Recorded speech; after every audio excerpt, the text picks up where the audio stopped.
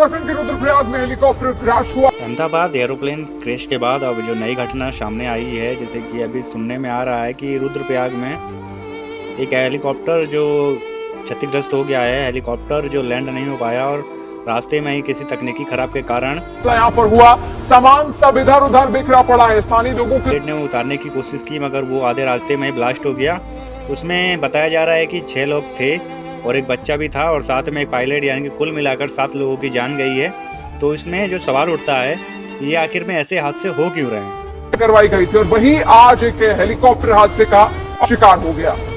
देखिए, गुप्त काशी की तस्वीर है 7 जून की, जब एक इसी हेलीकॉप्टर की कुछ लोगों की जान को इतने मामूली समझ लिए हैं कि कुछ चंद रुपयों के लिए उनकी जान के साथ खिलवाड़ कर रहे हैं। अभी हाल ही में ये अहमदाबाद में हुआ कि वहाँ पे 241 लोगों की जान चली गई और अब यहाँ हेलीकॉप्टर से बताया जा रहा है कि कुछ दिन पहले ही अभी उसी हेलीकॉप्टर को इमरजेंसी लैंडिंग कराई गई थी।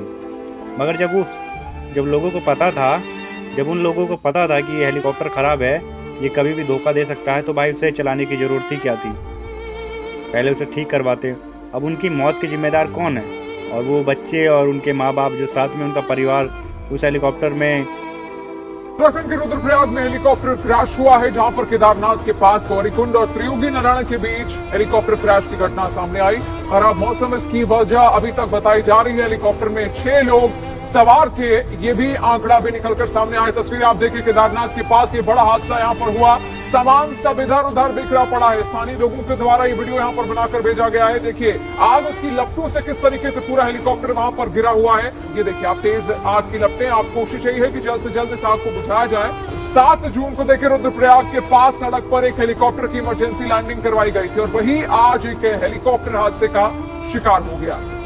देखिए, गुप्त काशी की तस्वीर है 7 जून की, जब एक इसी हेलीकॉप्टर की इमरजेंसी लैंडिंग यहां पर करवाई गई थी। लेकिन आज वही हेलीकॉप्टर यहां पर क्रैश हो गया है और इसको लेकर अब सवाल भी खड़े हो रहे हैं, क्योंकि मई महीने से अब तक 4थी ये घटना है हेलीकॉप्टर क्रैश से जुड़ी हुई। तो आखिर ये घटनाएं इतनी ज्यादा बढ़ क्यों रही हैं? इस तरीके से हेलीकॉप्टर क्रैश बार बार आखिर क्यों सामने आ रहे हैं? अगर खराब मौसम था तो हेलीकॉप्टर ने उड़ान ही यहाँ पर क्यों भरी?